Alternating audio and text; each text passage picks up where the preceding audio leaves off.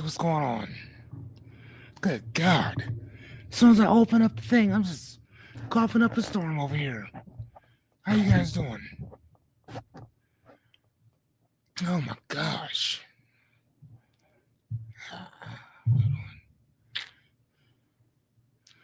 How is everyone? Hold, please.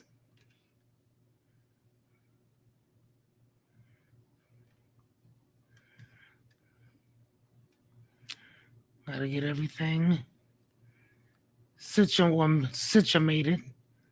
I appreciate that. Thank you. Hey, what's going on, Jerry?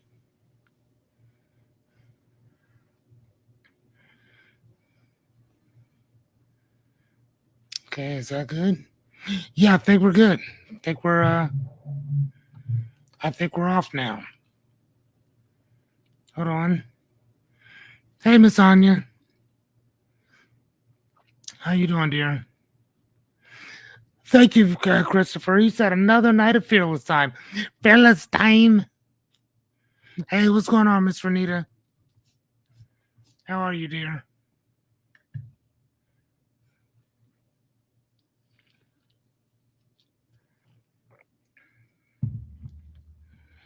How you guys doing? You said just chilling. All right. Wonderful. That's what I love to hear.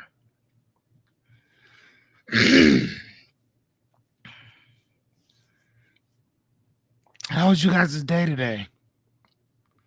Anything new, exciting happening? Okay, thank you, Miss Renita. Hey, what's going on, Rebecca?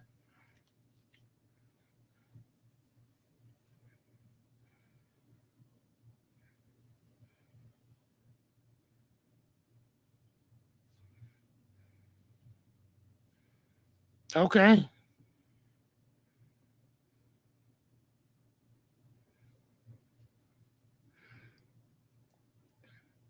How's everything going?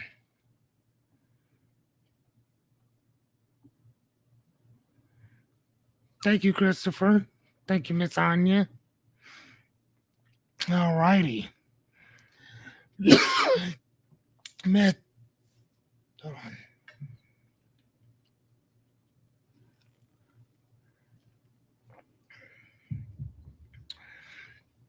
Oh my gosh. Today has been a pretty crazy day, actually. I was talking to Miss Anya, and she reminded me.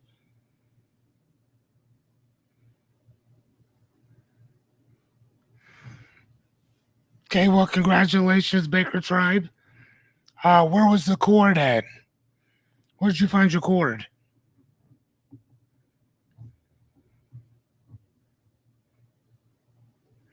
Send me that phone number, Jerry.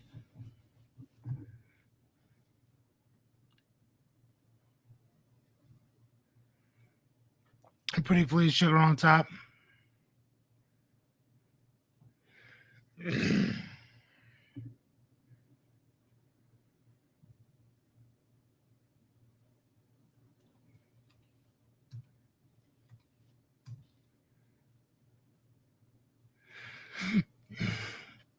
Send me that number, sir. I was in the living room. Okay, well, guess you didn't have that far to go then.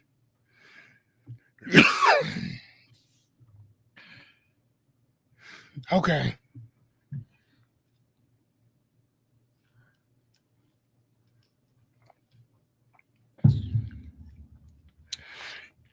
All right, cool. So I'll lock you into the. I'll lock you in on my phone, sir. All right, where we at? Okay, perfect. So tonight, ladies and gentlemen, we are going to be talking about part two of Sam Walton's vision. Part two of Sam Walton's vision, and we're talking about his principles behind the culture of building his empire. Right. So a lot of times we don't really know about the person. Like we'll go to a store all day long. We'll use people's products constantly, but rarely do we ever actually know who or whose products we're actually using and where they actually started, where they got the idea for it, um, how it actually came to how it actually came to play, all that good stuff. So one of the questions, and I already have it in here, but one of the questions is, um, where did Sam Walton work before he opened up Walmart? And again, I'm going to answer that in a little bit, but still, though, a lot of us don't really notice that. Like I remember I went into KFC one day. I had a client who loved to go there, and and I took him there. Oh my God, what was his name? Jerry, you know who I'm talking about. Flynn, last name Flynn. Hey, what's up, Yachty? Last name Flynn, and he loved going to KFC. And I remember I took him in there because he had I think I came in on a Friday night and worked because he had to go out and go do something. So I came in, I took him out. That's, yes, that's where he wanted to go, James Flynn. He wanted to go to KFC to go get some chicken. And I took him there. And while I was in there, again, I love stories, I love perspective. So I was asking the people that worked there if they actually knew Harlan, if they actually knew his actual story. And they were like, no. And I'm sitting there thinking, like, why would you work at a place and you don't know? Again, some people don't give a fuck. They just need a paycheck. But if I'm doing something, I want to know why you started it. I want to understand who started it, why they started it. I want to know all that. If it's a franchise, why did you buy it? Right? And so one of the things that I told him was that he started KFC. I think he was at the age 6. I think he was. Yes, he could. Yes, he could. I think Harlan was like 62 or 67, somewhere around there. But he was an older guy.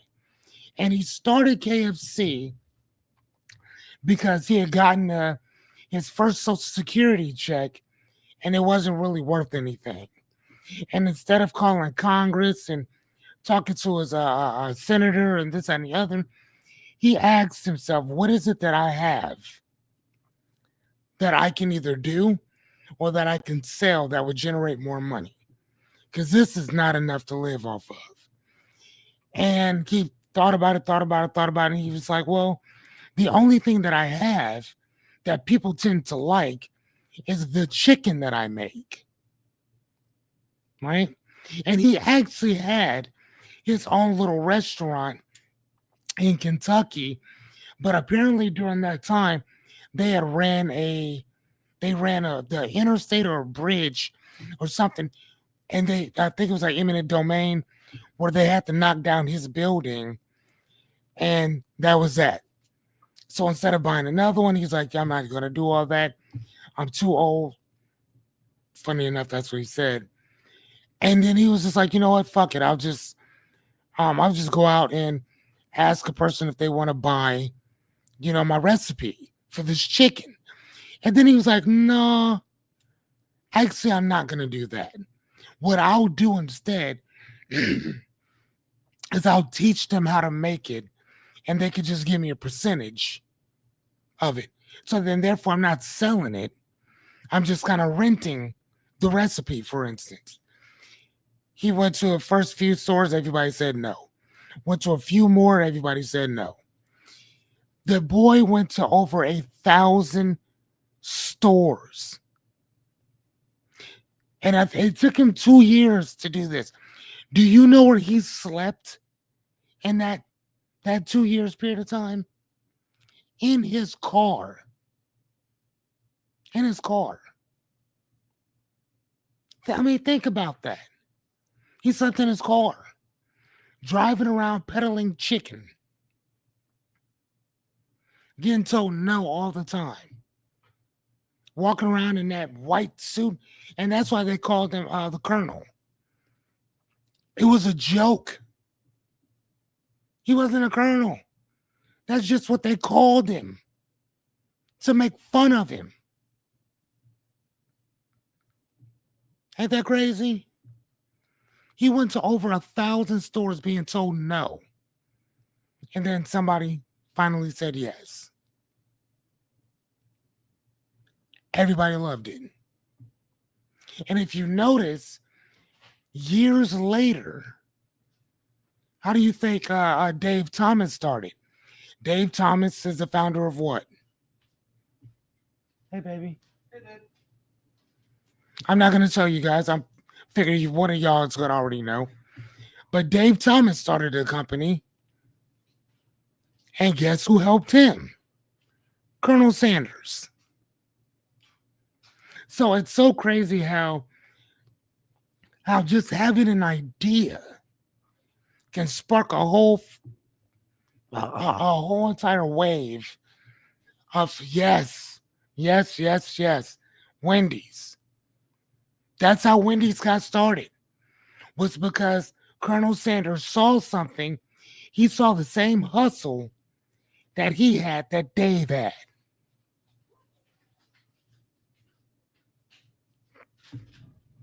Yes.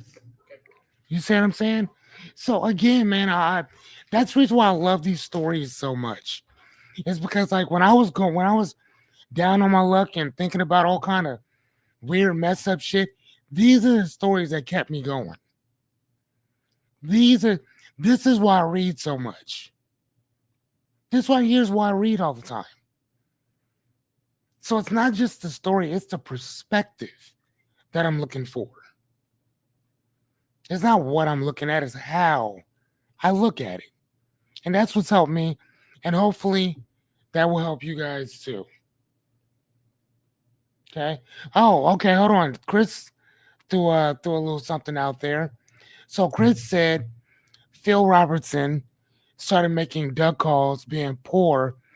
Now after passing, he dies making millions. And did his own family show. Yeah.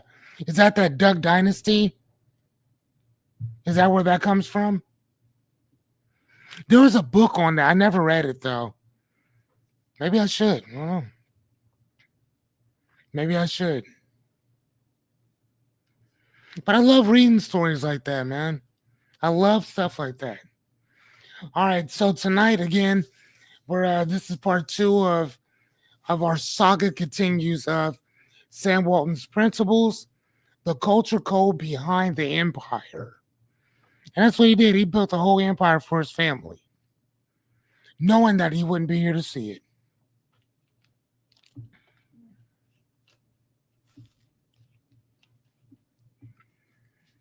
And you guys say that when you get an eyelash here in your eye. Oh my gosh. And this shit sucks. And it is horrible trying to get it out.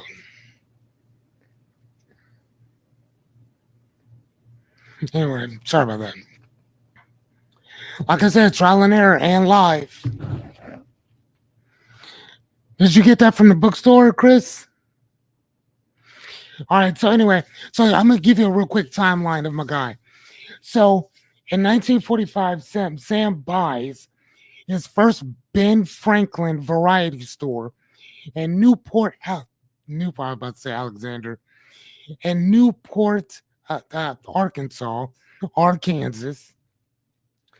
at the age of 27, using $20,000 loan from his father-in-law and $5,000 of his own money. 5 years later, he loses the lease to a landlord issue but pivots and opens a brand new Ben Franklin in Bentonville, Arkansas, which would later become Walmart's birthplace. Mhm.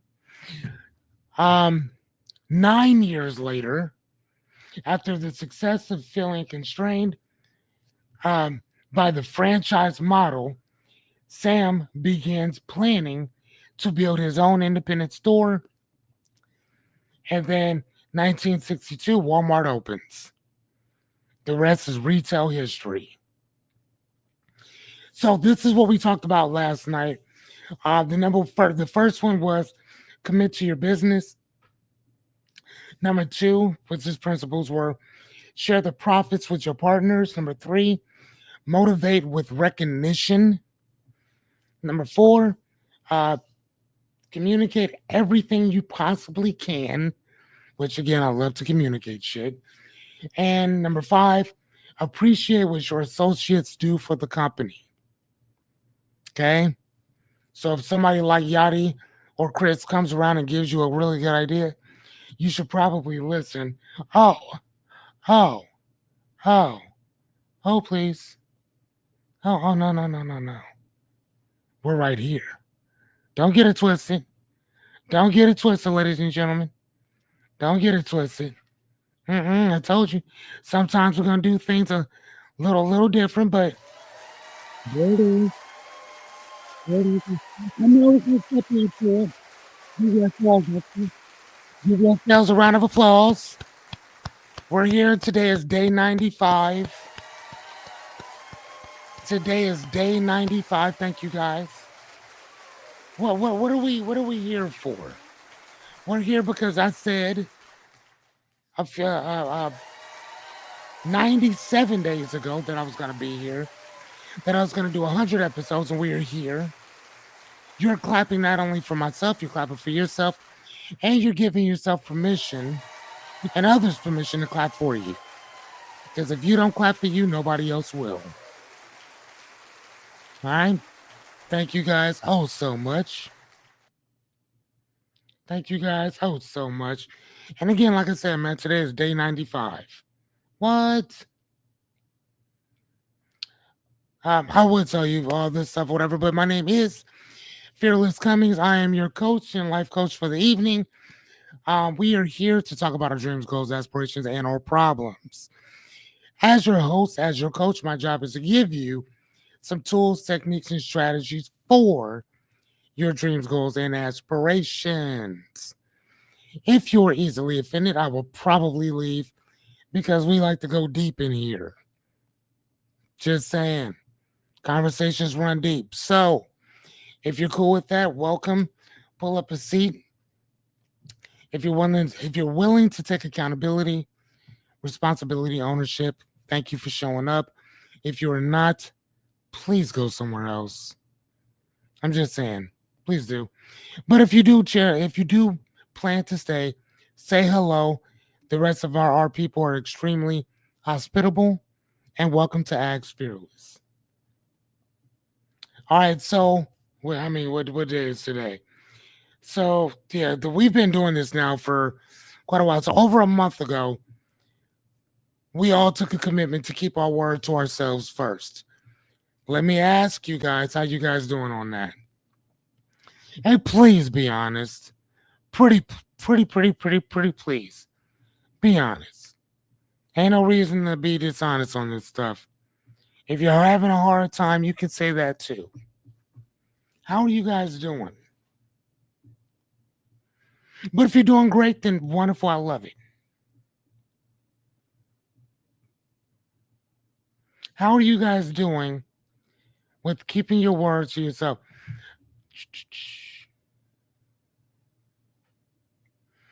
All right, Jerry said still rocking. Chris said I'm doing good. Already deep in, so I'm staying. All right. That's what I'm talking about, Christopher. Good job, sir. Good job. I have to anchor myself down, but I'm still at it. I love that one for you, Renita. Thank you, dear. That's what's up, man. I love that. How the rest of you guys doing with keeping your word? Just telling you now, guess what? If you hear that thunder and lightning, you already know what it is. Good job, Miss Jessica. That's amazing. She said, I've lost 17 pounds in 2 weeks. That's amazing. Keep up the good work, ma'am. That is truly amazing. If you're hearing that thunder and lightning, you know what that means. That is the sound that you are entering the learning zone. Yes, ladies and gentlemen. Yes. You are entering the learning zone. Oh, hey. So for this one, I forgot that I have this one for you guys. It said, Viewer discretion is advised. You like that one? I like that one better. I mean, I give you guys, that's what's up. That's all it is. Just staying consistent. If you say you're going to do it, do it. If you say you're going to do it.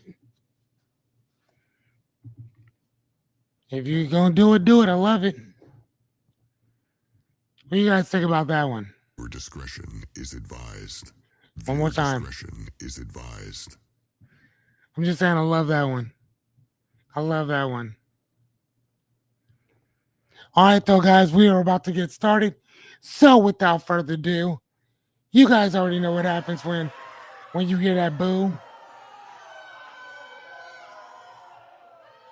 All right, perfect, even better. In every young man's life or young woman's life, they're gonna get booed to no end. Ladies and gentlemen, if you wouldn't mind, could you please give me 2 words, the famous, infamous words of Stone Cold Steve Austin? I'm not a wrestler, and this is not fake, but can I get a motherfucking hell yeah? Pretty please, sugar on top. Can I get a hell? Thank you, Miss Renita. Thank you, Christopher. Thank you, Miss Anya.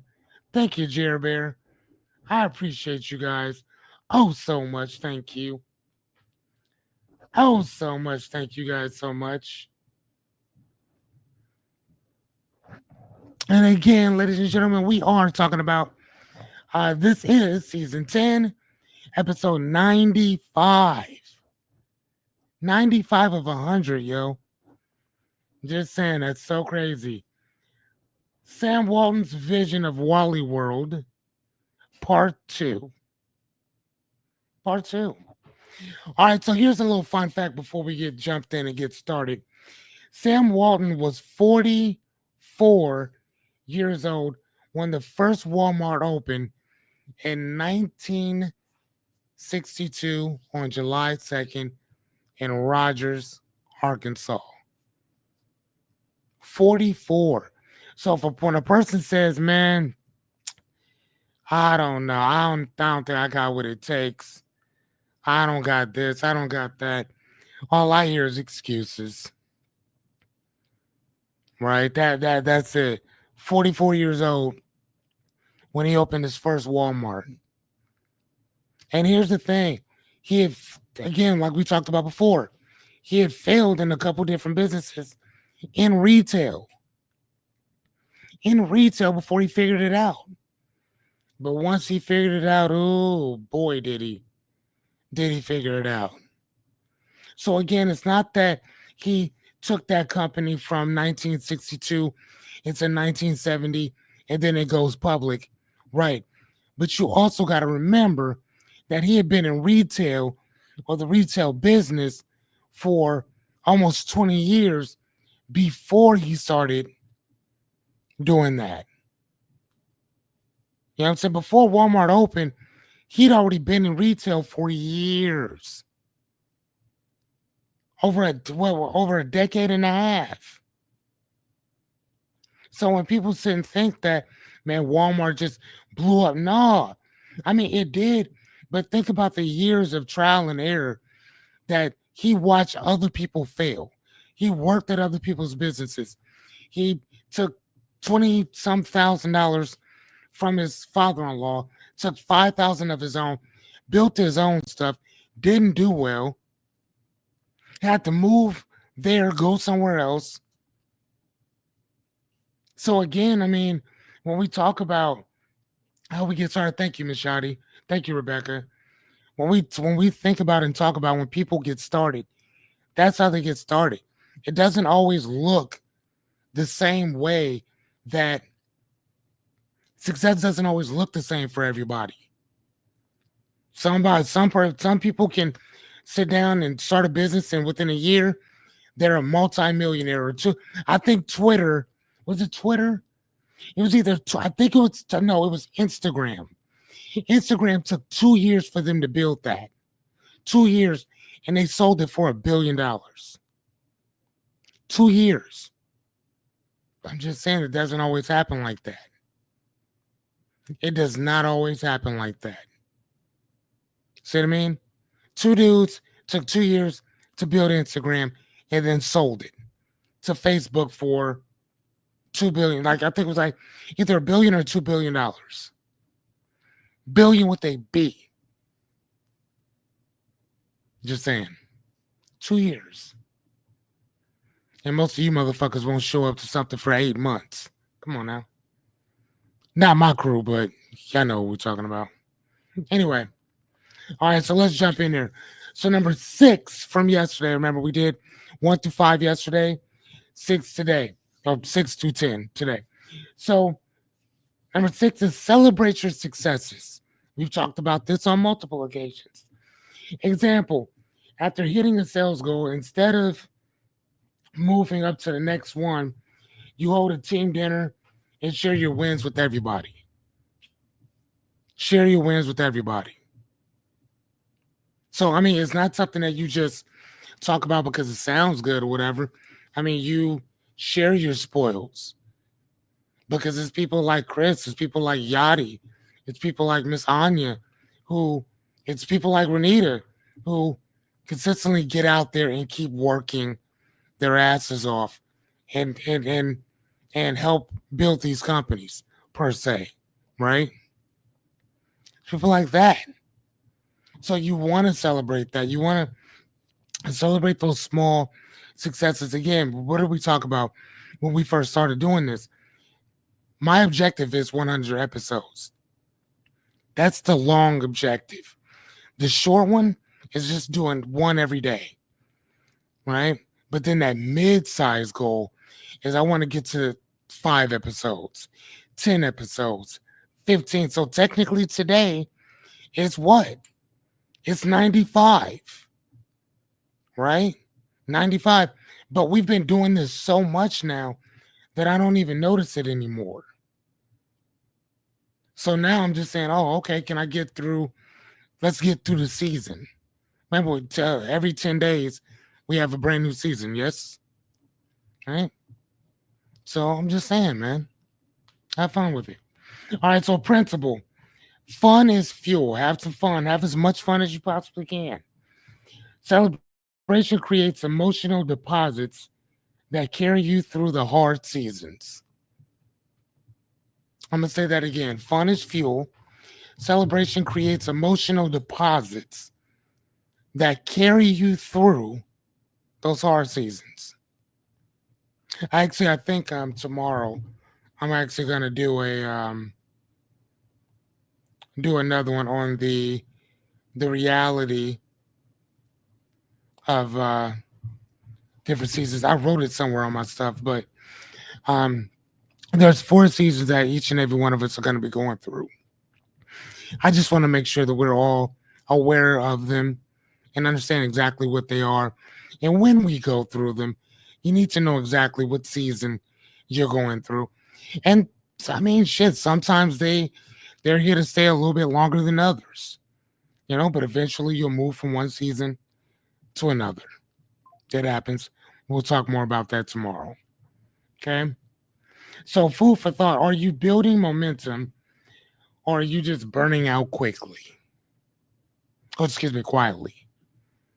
And how many, by show of hands, how many people have seen other people do well for a while and then they burn the fuck out? I don't know. Maybe you've been there.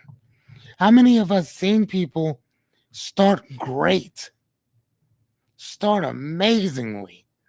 Ah, and you like, man, I know you're gonna do amazing things. And then next time you see them, they done burned out. Could you imagine somebody being here with us 95 days ago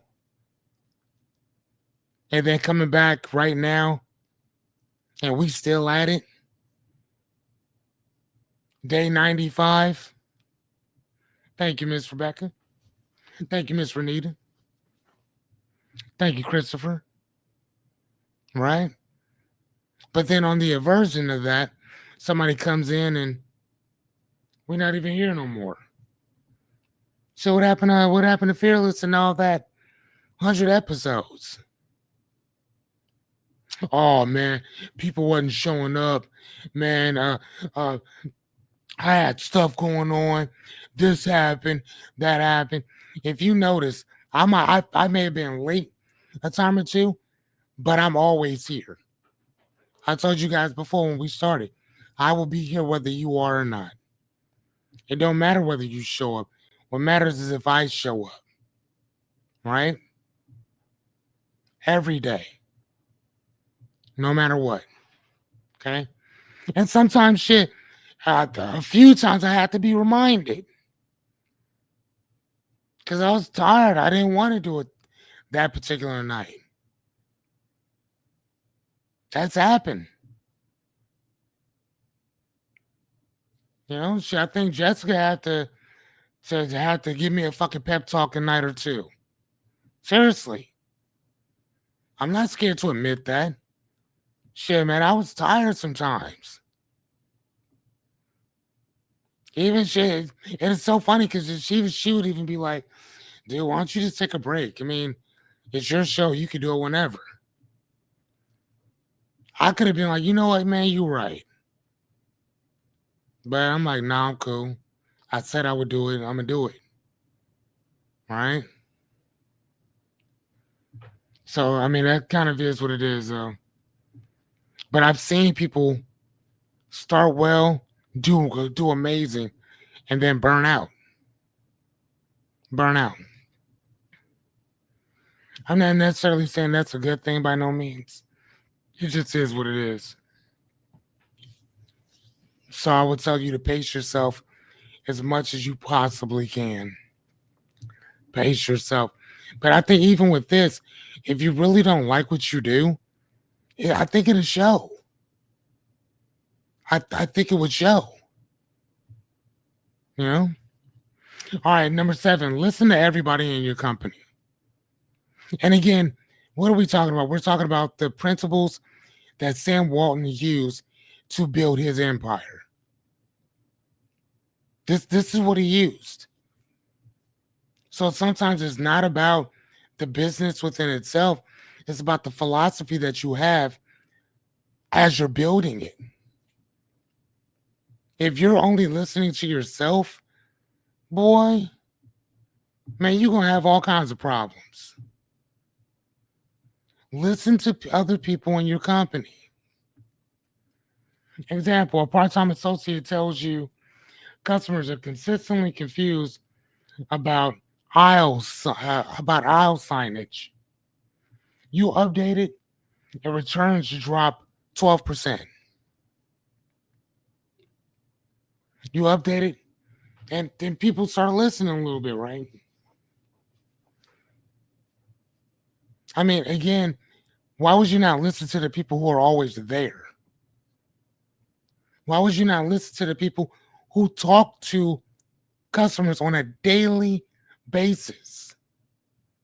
Those are the people who are going to keep you afloat. Those are the people that are going to pay your mortgage. Those are the people that are going to pay your car note. Those are the people that are going to keep food on your table. Those are the people that are going to buy your plane tickets. So why the fuck would you not listen to your employees, especially if they're sitting right there with the customers?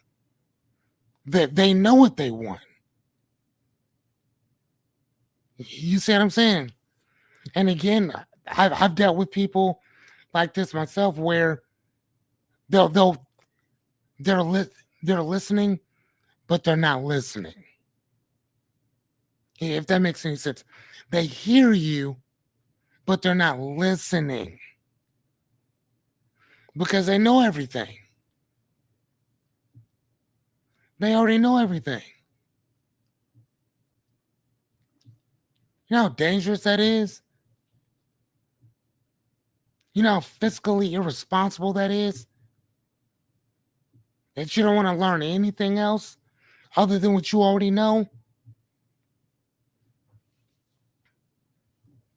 Just saying, I've been around that several different times. And I know because I've been there before. People have come to me saying, hey, we should probably do XYZ. No, I'm good. I don't like that. I'm thinking I knew everything when I didn't know shit. Somebody else knew more than I did. But I didn't want to admit that. And I don't have that business anymore. Wonder fucking why. Right? So the principle is that the truth lives in the trenches. Your best innovation might be waiting in a whisper of a complaint. Somebody's complaining, somebody's saying some shit that you don't like, but because you don't like what they're saying to you, you throw the baby out with the bathwater. You throw out everything, as opposed to listening to what they're telling you. So if they're complaining about something, they're telling you that there's something that they don't like, right? So what's the aversion? What's the opposite of what a person doesn't want? So you would say, okay, I see that you don't like this. So what do you think that we could do to improve on that? Or what would you like to see differently? I would tell you 10 out of 10 times they'll tell you. Right? I'm pretty sure that oh my God, are you serious? This thing is actually fucking. Anyway, so I'm pretty sure that if you're talking to a person about something, they'll be more than happy to tell you what their issues are. But they'll also tell you what you can do instead. Anytime that we had our company going, I asked the person what they want or what they saw instead, or how can we improve things. They would tell us and I would do it immediately. Immediately. I didn't like waiting. Before we opened, a lady said, hey, you know what I've never seen is a popcorn machine in a bookstore. Say less. I bought a popcorn machine for the bookstore. You see what I'm saying? You listen to the customers and they will consistently keep doing for you if you show the fuck up.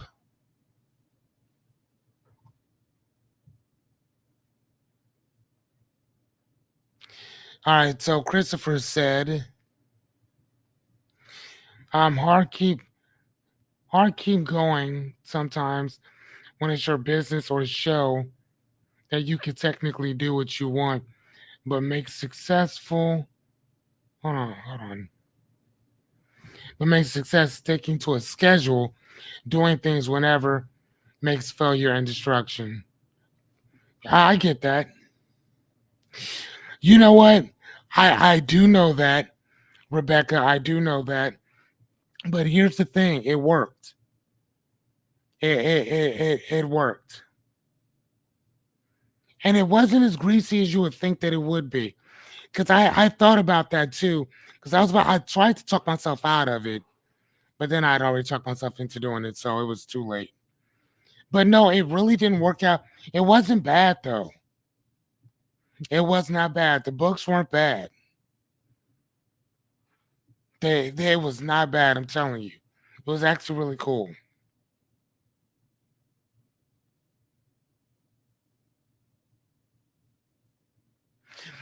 Chris said, I'd say if 3 or more people complain about the same or similar complaint, suggestions, etc., then changes need to happen.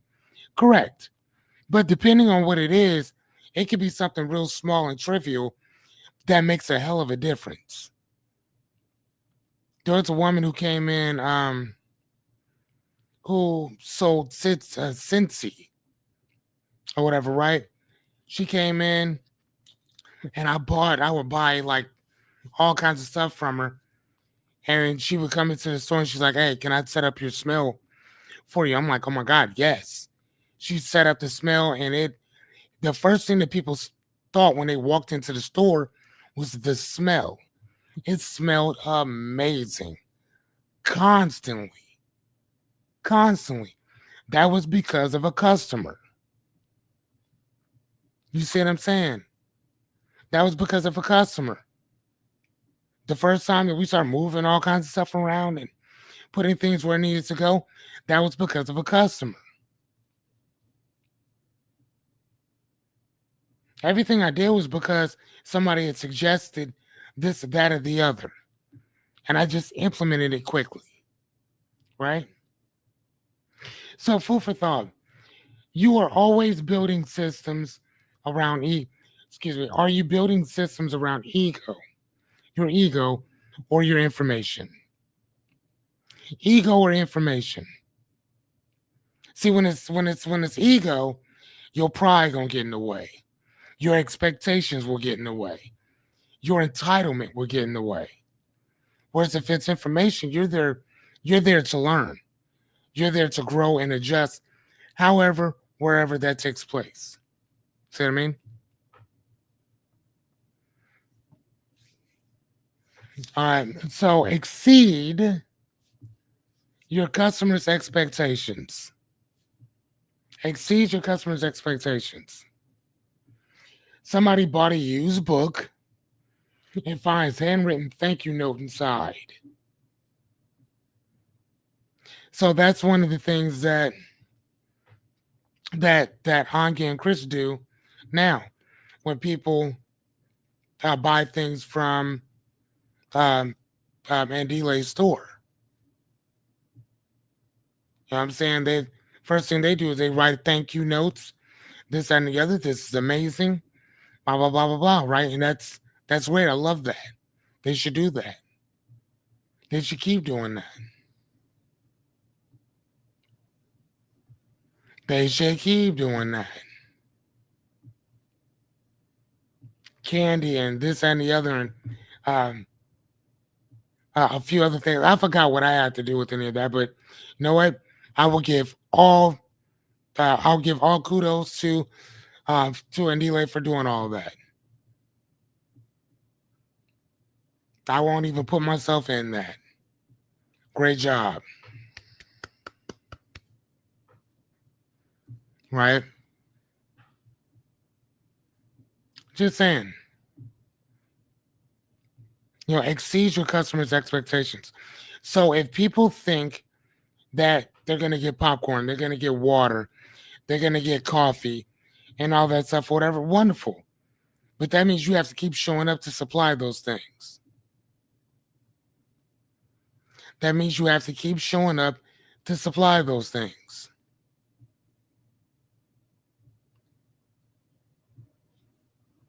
You see what I'm saying? You have to keep showing up to supply those things.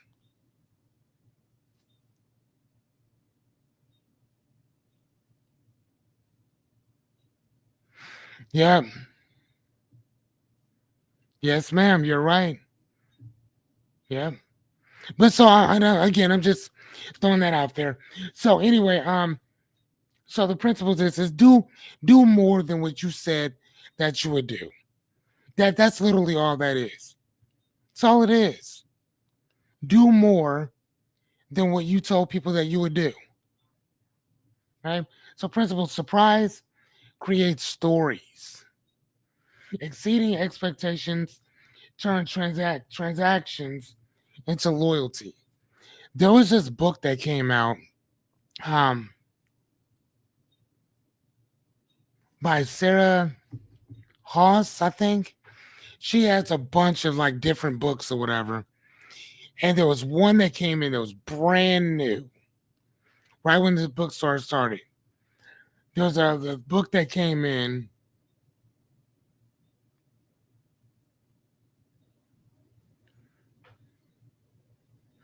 Yeah, yeah, of course. But there was this book that came in. People were talking, they were ranting and raving about this book. And the book comes in, and I don't know. I think the lady brought a book in and she gave it to me. She's like, hey, we got an extra copy. We kind of saw you guys and kind of wanted to bring it in to you. Here you go. I'm like, oh my God, thank you so much, ma'am. And so they leave, right? Another person comes in, a guy walks in and says, hey, me and my girlfriend are looking for this particular book. I know it just came out. I don't know if you guys have it. And the book was literally sitting like right at my front counter. He walks in, asks me about it, like probably an hour or so after this lady dropped the book off to me for free. He walks in, asks, oh my God, do you guys have this book? This and the other. We've been looking for copies, can't find one. I picked the book up. I hand it to him. He's like, oh my God, thank you so much. How much is it? No charge. The dude, he's like, what? This book is brand new. It just came out. I said, I know. I said, somebody brought the book in to me, gave it to me because they had an extra copy. You just so happen to walk in. I haven't even put the book into our system yet. So here you go. Literally, just like that. That guy later on came in and probably bought $50, $60 worth of shit. Just off of the fact that I did something for him and didn't ask for anything. You see what I mean? So doing for other people is absolutely tremendous. It is beautiful. Especially when you don't ask for nothing. Show of hands, how many of y'all love doing for other people and you ask for nothing in return? Nothing in return. Show of hands. Show of hands.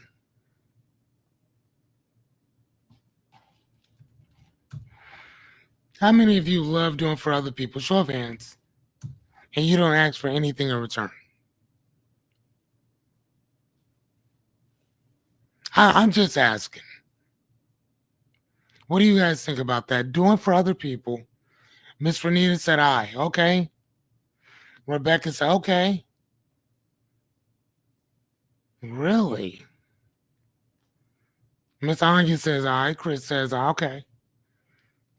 All right, again, I'm just asking because not everybody's like that. Not everybody's like that. Some people don't give a shit. As Jerry says aye. So all of us are in cahoots with each other of that dopamine hit of doing something nice for somebody else without asking for anything in return. Doing something nice for somebody else without asking for anything in return. It makes us feel amazing. Does it not? That shit feels good to help another person. Like, I love that. Especially when it comes to books. And I've told you guys before what I do if I'm out and about and I'm eating somewhere. I don't care how many people are there. I will pay for the whole table, yo. The whole table. And not only that, I gotta tell you guys something. And I know y'all think I'm bullshitting, but Miss Anya will tell you because we actually do this every so often. I will go to a library and I will take money and I will put them in books. Just random books. At the bookstore, at my store, there I probably put over $120 some in books. Most people have no idea that it was me doing that. I ain't gonna lie to you, dude. Like there was this time, okay, and I know y'all gonna think I'm joking, but I promise you I'm not. This dude was sitting around talking about how broke he was and this that, and the other, and there was this book, and I was like, hey man, you should probably buy that book. It's a pretty good book.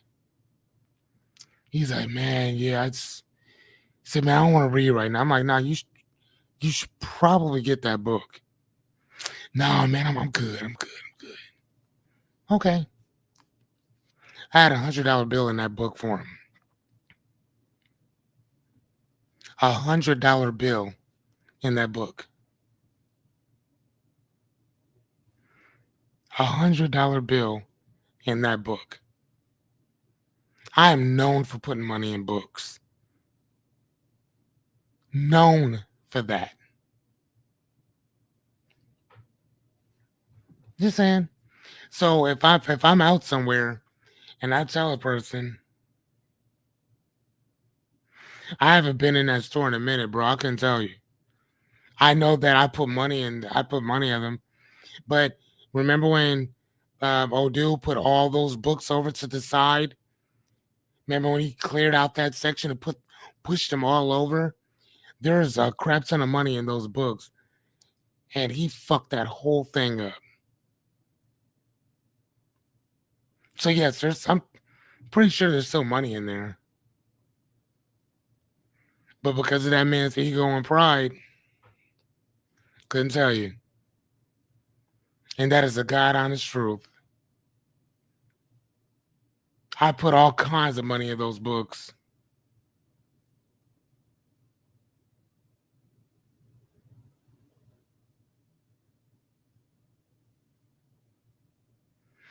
Yeah, yeah. Miss Anya was talking about a time when there was this lady. I remember this woman called me, and she said she tried to get me fired from 2000 before the store for no reason at all because she thought I was bad at my job. Miss Anya, I do remember that. I forgot what you did to piss that lady off. But I'm like, oh yeah, I'll talk to her. And I did talk to you about it or whatever. But I mean, again, though, dear, you had to learn like everybody else. You know what I'm saying? Like, dude, I mean, I told Miss Anya early on that I'm like, dude, you are one of the people who also helped build this place. So, I mean, as long as you choose to be here, this is just as much yours as it is everybody else's. So I do remember that. I'm like, man, I'm like, please. Like Miss Anya is not going nowhere. I do remember that. I remember I had to train you a little bit more. I think it had something to do with the register or what you were doing or something like that, but it's all good. You're fine. All right, so food for thought. What small gesture can make your brand unforgettable? And this isn't like I said before, it's not just about business or business acumen or whatever. To me, this is about life in general. So, like, what is it that we can do to make us a little bit more unforgettable to somebody else? What kind words? What's one thing that we can do to really help benefit another person? You know, like, what is it that we can do for that? What can we do to exceed our friends' expectations of us? What can we do to kind of shake things up a little bit?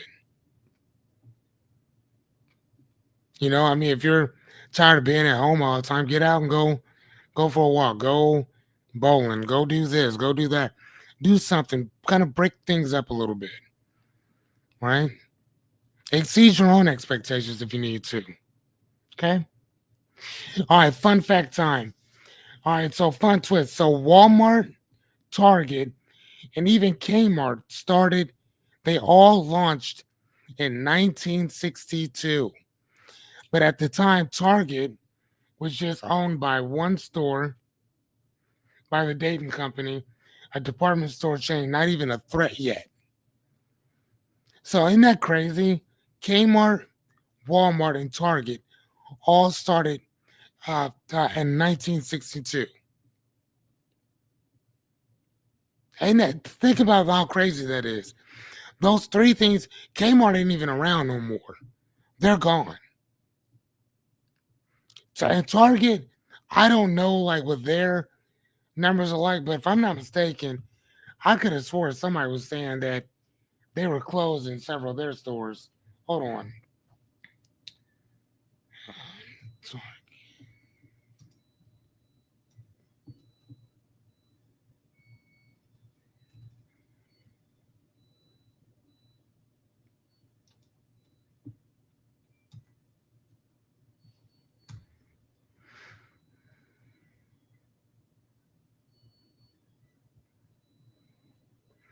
Okay.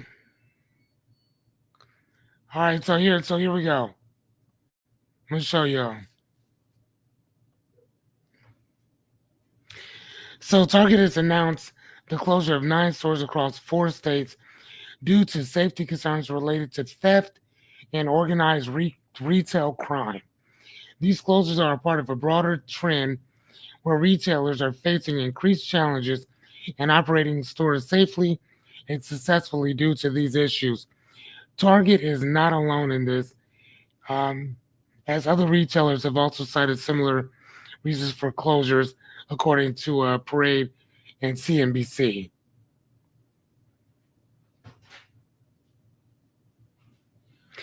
And that's what I was actually thinking too. I was just saying that, Rebecca, that I bet you that they're saying this shit because of all the stuff that they're actually, the shit that they got into. So they're like, well, no, we're just going to say that because of theft, because everybody's going through theft. Hell, even Walmart was talking about uh, shutting some of their stores down because the theft was so bad. I mean, I'm not gonna lie to you. I mean, look at your prices, bro.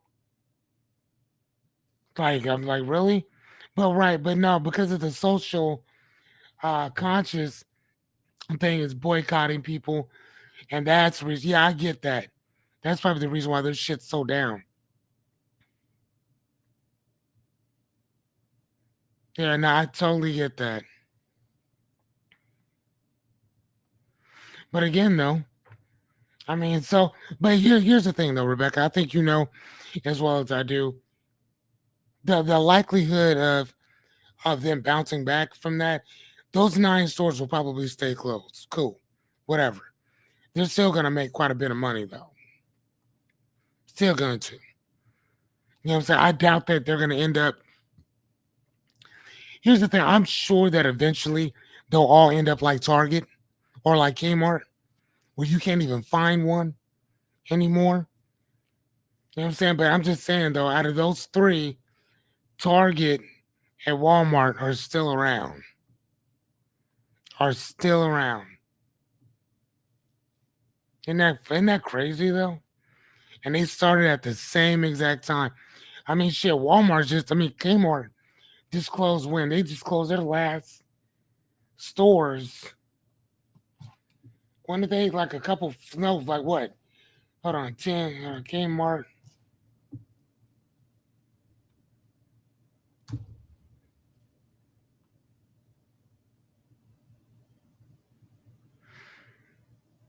Okay, so wow, there's only 4.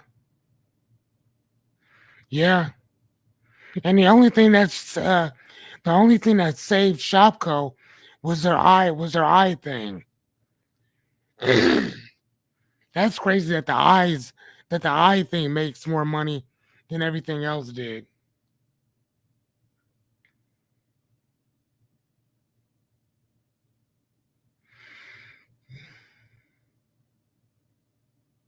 Damn. So apparently there is one down. Oh, here, let me show you guys. Sorry. One is downsized location in Miami, Florida, while the other three are full-size stores in the U.S. territories. So it's not even in the U.S.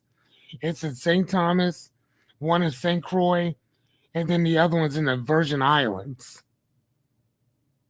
and then the other one's in Guam. The fuck? The last full-size Kmart in the continental U.S. closed October of last year. So I mean, they are literally hanging on by a dick hair right now, and even that's all gray and crepit. Like they are dunsies. Just said like, yeah, I think Kmart will go like Kmart. I agree. Chris said that he remembers 2017. I remember buying stuff during their closeout sale at the one on 50th and L. I also remember going to the one. I remember going to Shopco over here in Bellevue, right off of what is that? What street is that? Harville? No, that's not Harville. What's the one? 15? Galvin, right off of Galvin. I remember I went there a few years ago. I'm just saying, man, this is crazy. All these stores are now closed, right?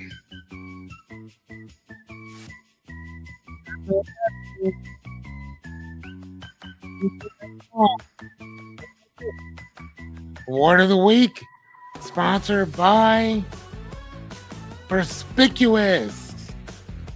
It's an adjective clearly expressed and easily understood. Yes, it is. All right. So basically, it means that if a child can't understand it, that it is far too complicated. You gotta lighten that shit up a little bit, right? So our daily duality of perspicuous is, our synonym is coherent. Means logical, makes sense, and easy to understand. Today, our antonym, which is the opposite of perspicuous, is incoherent. It's the opposite of coherent. Hazy doesn't make any sense. It is not easy to understand. Okay? That's what that word is. Do not get it twisted. Well, I guess that would be the opposite of perspicuous too. But anyway, so there it is. What do you guys think of our word today? Perspicuous. Coherent as well as incoherent. I love them all. All right, fun fact before we jump in here. Walmart greeters were his idea. Sam Walton is the he that we were talking about. And a game changer. Sam introduced store greeters in the 1980s. Now, why did he do this? Number one, to detour shoplifting through friendly visibility. And then the other thing was that he wanted to set a tone of hospitality from the moment people walked in. That's what he was trying to do. He wanted to set the tone for people walking in. So anytime you see those Walmart greeters, that's him. He's the one. I mean, now, again, he may have also gotten that from the Salvation Army, from the Santa Claus and shit. I don't know. I'm just telling you, your boy Sam here was one of the first to do it, at least in a retail store. Right? Now, does it detour people like that? I don't know. I really don't. I don't walk into retail stores and think about stealing shit. Me personally, I don't. Libraries, different. Retail stores, no. That's a different story. I don't want to talk about it. Anyway, let's jump in here. All right, so number 9, we got 2 more, and then we are finito. All right, so number 9, control your expenses better than your competition. Control your expenses better than your competition. Instead of a flashy office, you run lean and reinvest in better tools for your team. So instead of you going out and buying all this nice and flashy shit or whatever, why not reinvest that back into your company? Right? So I had to send my camera in or whatever because it overheated and then it exploded. So I had to send that in, right? So went back to I went to Nebraska Furniture Mart and reinvested and bought another camera. Well, guess what?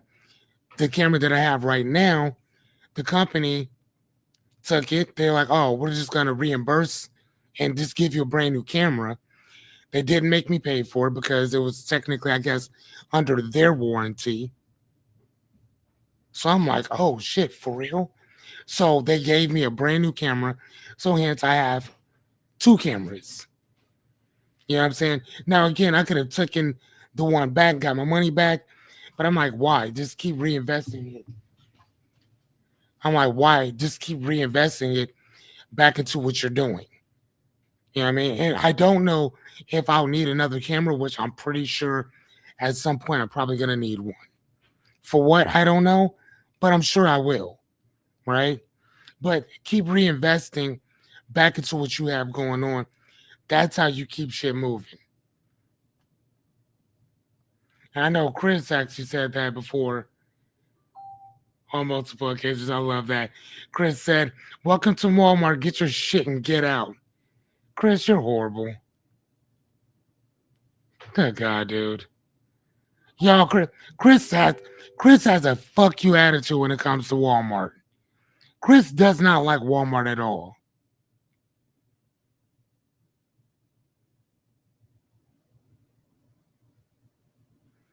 Like he does not like them at all. Okay. Principle. Discipline creates survival tomorrow. Listen, I'm gonna say that again.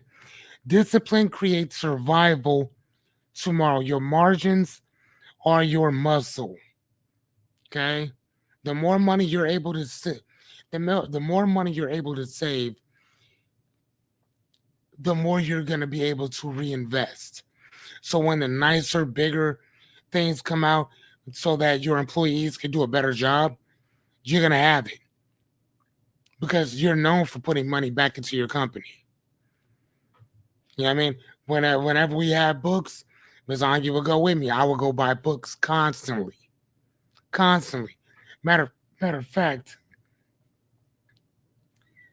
I'm gonna show you guys. Let me show you right quick. Let me show you right quick. I have a lady here. I don't know if you guys can hear it or not, but there was a lady here just asking me. Hold on one sec.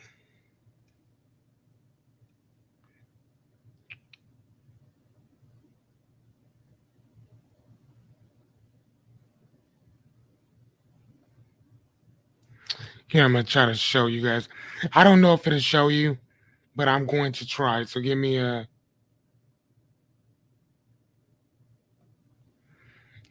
second.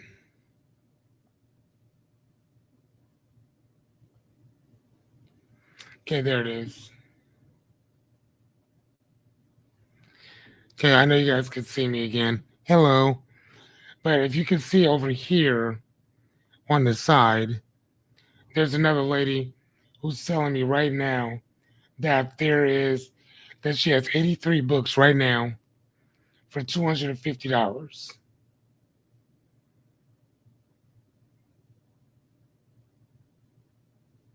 So that would be, what is that per 83? Huh. Damn, that's $3 a book. But oh shit, sorry about that, guys.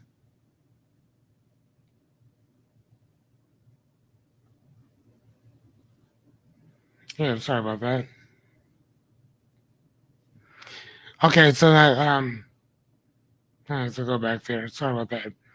But as you guys can see, oops. As you guys can kind of see what I was talking about there, though, is that sometimes, man, I mean, even though I may not be doing that particular thing with the business at this point, right? Doesn't mean that. I mean, like first of all, I probably can't buy them. I'm not going to. I have the money, but but again, I'm that guy. I would reinvest my money back into my business in general. So if I was still doing the books, yes, ma'am, send them. I'll send you the money. Send me those books. Yes, I would do that. But here's the thing: I would keep them right now if I could. The problem is that majority of those books that she probably has, I already have them. Then the second problem is I don't have that much room at my house. I gotta slow down on buying the books that I got. You know what I'm saying? Like I have so many books right now. It is fucking crazy. I have all these up here, those behind me, a row there, here, over there, downstairs in my basement. Miss Anya will tell you, like, oh my God, it's horrible. I have bookshelves in my garage, like actual long bookshelves in my garage right now. I have so many books right now. I'm running out of places to put them. I mean, and then not only that, I didn't even mention that I have 19 boxes full to the brim of books. So we're not even talking about the ones you see. We're also talking about the ones you don't see. So I'm just saying, like, nah, I'm good. But again, if I had the store, fuck yeah, I'll buy that tomorrow. Put an ad out, sell them all off. You know what I'm saying? I mean, come on, dude. $3 a book? $3 a book for 83 books times. Dude. Dude. 83 books. Come on now. Come on now. Come on now. Oof. I ain't even gonna lie to you. I feel away right now. I want to go get them so bad, but I can't. I ain't got no room for them. So, all right. And so, anyway, so food for thought. Are you spending? Are you spending to look successful, or or to stay successful? Are you spending to look like you're successful, or to stay successful? That's a very good juxtaposition of a question. Are you spending to look successful or to stay successful? Once you already have the money, do whatever you want at that point, right? But make sure that you have enough saved so that you can pay for this, you can pay for that. You can at least pay for the fundamental things that you're going to actually need. You see what I'm saying? You got to be paying for stuff that you're actually going to need, the things that you're actually going to use. Sorry about that. I forgot. I'm sitting there looking at myself, talking to myself. I'm not talking to myself, but let me bring our thing back up. Sorry about that. Hey, there you go. So discipline creates survival tomorrow. Your margins are your muscle. And food for thought. Are you spending? Are you spending to look successful or to stay successful? That's it. When you're staying successful, you're going to buy those things that you actually need in order to do that. For me, I would buy those 83 books for 250 bucks. That is a steal. I mean, dude, oh my gosh. I mean, even if you sold them all, you'd make your money back, number one. Um, Dude, even if I sold them all for, let's say $9 per book, that's $740. That is That's 500. That's a $500 markup. Not $500 markup. That's a $500 profit. Selling all of them for an extra $6. Extra six. Yeah, it's extra $6 profit. We'll garner you almost $500. 497 exactly. Come on, man. What? I love that. Chris said most companies take 2% profit put into their account for repairs, investing back into the company, etc. Yeah. Again, for myself, I will pay myself first and then everything else after that. That's just me though. That's just me.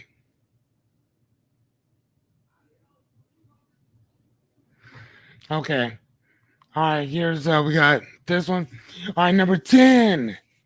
Swim upstream, go the other way. While others raise their prices, you find a way to give more value and lower the costs. While other people are raising their prices, you find a way to give more value and lower costs. Right? So the principle is that the crowd is rarely right. The opposite direction is where originality and legacy are born. Let me explain something to y'all. Right now, with everything going the way that it is, you would think, man, I'm going to go ahead and lower my prices on this and the other. Depending on what you do, yeah, it's not everybody named mama is probably trying to lower their prices because everybody complaining about the money, right? I'm going to tell you this. If you remember what Warren Buffett said, he said the same exact thing, that the crowd is rarely ever right. He said when everybody else is saving their money, that's when you spend. When everybody else is spending, that's what you do what? He said when everybody else when everybody else is spending their money, what do you need to do? What do you need to do? Do you guys remember? I don't know if you guys remember what that man said because I'm the one who reads this stuff. But I'm going to give it a second. Say tap if you don't know. Say tap if you don't know. Okay, it says we have quite a few people in here. So if I get 2 to 3 taps, I'll tell you what he said. But he said, when everybody else is doing one thing, you need to do something. That's what the Oracle of Omaha said. There you go. He said, when everybody else is spending, you need to save. And when everybody else is saving, buy. So right now, with everybody trying to do what? Now your wife got it, bro. She was right. When everybody else is trying to save or whatever, like, man, I ain't spending nothing on shit. Everything's expensive. I'm just telling you, for me, like if most people prices are here, I'm going here. See what I'm saying? When everybody else's prices are here, I'm going here. I don't even want to be in the same realm as you motherfuckers. I'm going somewhere else. You know what I'm saying? The reason why I like in coaching, consulting, mental work, all that shit, the reason why so many people are stay in this bubble for the most part is very simple. It's because everybody's in the same fucking bubble. Everybody. Ain't nobody consistent at shit. Nobody. No one's consistent in nothing. I come out, I say, I'm gonna do free coaching, free Q&A, free training for 100 days. From 8:30 to 10 o'clock, that's what I'm gonna do. And that is what I've done every time I come here and I show up. Success is not difficult. It's doing what you say you're gonna do. That's it. and show up to do it. That's it. Show up, do what you say you're going to do. If you can offer more, but that's it. That's all. Everybody else right now with everything going on is going to charge this. Out the gate, I'm charging up here. Here. Everybody else is here. This is the ground that everybody else is playing on. And I'm already starting up here. I'm not even playing down here with you. We're not doing that. You see what I'm saying? But I also plan to offer way more value than everybody else does as well. And here's the thing. The reason why I'm going to charge that much for the most part is very simple. I'm going to do what most people will not do. That's it. And it's not that I'm a better coach. It's not that I'm a better consultant. It's not that I'm a better fucking philosopher than other people. But I know I've seen people that run laps around me. But you ain't going to show up like I will. See, game recognize game. And a lot of people, all they do is talk. I'm not about that talking. Well, I am, obviously. But I show up every night. People need help. And here's the thing. Regardless of how much, when COVID was happening, people were still buying cars. People were still buying houses. People were still becoming millionaires. People were still making money hand over fist. Everybody else wasn't. But there's some people that were. When everybody else is going one way, we go another. The crowd is rarely right. Do the fucking opposite of whatever everybody else is doing. If they're choosing to go one way, run the other. Run the other. I mean, I'm sure that I'll find more people down here than I will up here. But I know that if I'm charging a way premium price up here, yeah, it might take me a minute to find 4 or 5 individuals. Yeah, I'm okay with that. I can wait that out, right? But I'd rather work with people who are not about dabbling, who want to get in and get to work, who will take any and everything that comes out of my mouth as fucking God. So we're not playing around with anything. As soon as we get started, it's time to work. As soon as we get on the phone, every minute, every second is about learning, building, transformation. That's it. We can bullshit and play around when we're done. Let's start it up. Let's get going. See what I mean? So what type of person am I looking for? I want a motherfucker that's like me. So why would I charge somebody way down here? I want to pay for something that's up here because I know I'm going to pay attention if it's up here. I mean, and that's, if you think about it, and again, we're almost done here. If you think about, let me ask you guys a question. What is that place called? Planet Fitness charges what, $20? I don't know if they still do anymore. It was 20 at one time. I don't know. Me and Miss Angie, we just go outside and go walking, right? But at one time they were charging $20 a month to go there. Did you know that majority of the people who have memberships there don't even go there? They don't go. And the reason why they don't is because it's only $20. So they don't even think about it leaving their account. And here's the thing. They make it where you can't call them and shut the card off. You can't get online and shut the card off or cancel your membership. You have to go in to cancel your membership.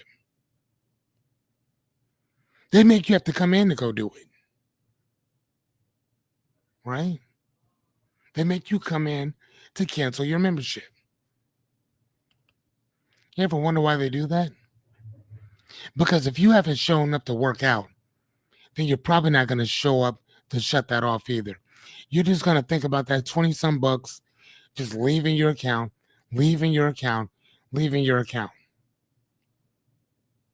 So if it's 20 bucks every month, they made what, 80 bucks off of you? And then plus every year, it's like a $30 or $40 surcharge. And so they done made that 40 bucks that you went in for that one time. They done made that money back. They get most of their company, they get most of their customers January, February, and March. First 3 months pays usually for all of their shit for the year. And again, most people don't even go. So they're getting all that free money. But let me ask you this. If you had to pay, and I'm going to ask you this, if you had to pay 20 bucks a month to go, you're probably not going to go. But if you had to pay $250 a month, how many of you, by show of hands, would show up there every fucking day? And here's the thing, you can't get out of it. As soon as you sign your name on that dotted line, you gotta go. Or they're still gonna charge you no matter what. You can't get out that motherfucker until that the contract's up. How many of y'all would show up every fucking day? I mean, let's be honest. How many of you guys would show up every single day if your gym membership was $250 a month? Chris said I would. I know I would. Matter of fact, I want a fucking key. You hear what I'm saying? I want a key.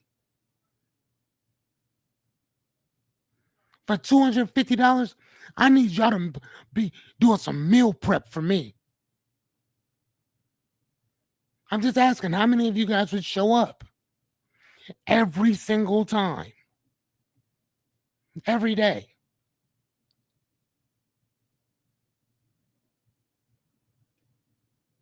I'm just asking. Yeah, Chris said I would. Right? Chris would show up every single day.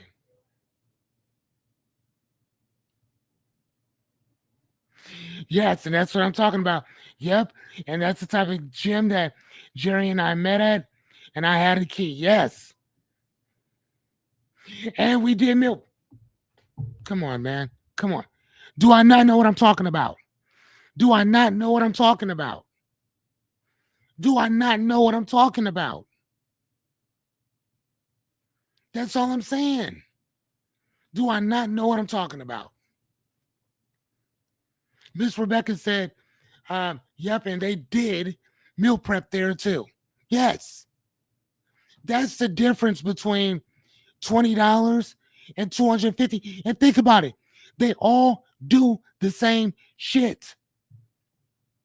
The only thing that's different is a fucking consequence. Paying $250, you're not just going to let that shit go like that. If that gym is closed down for any amount of time, well, what's the close? Where we working out at? In a parking lot? That's what's up. All right, now, guys. All right, good night, dear. All right, well, either way, I'll finish a little food for thought. We're done. What norm are you following that might be limiting your growth? So, what are we doing? What normal thing that everybody else is doing that you're doing that's limiting where you are? Right? We got to stop doing that shit. Got to do something different. Got to do something better. Okay? Can we all agree? Like, yes, we got to better ourselves in that. Wonderful. All right. So here is our 10 principles. I will send these to each and every one of you. If you give me a second. Where is Okay, I got our Fearless Few shit up. Give me a second. I am going to make a copy. I'll download this current slide. I will bring, god damn. I'll bring this over. There you guys go. It's all yours. All right, ladies and gentlemen, I will see you guys tomorrow. Have a great night. It's a little bit past our bedtime, so I will see you guys tomorrow. Thank you for participating. Tomorrow I'll let you out a little earlier. Okay? Good night. I will see you guys tomorrow.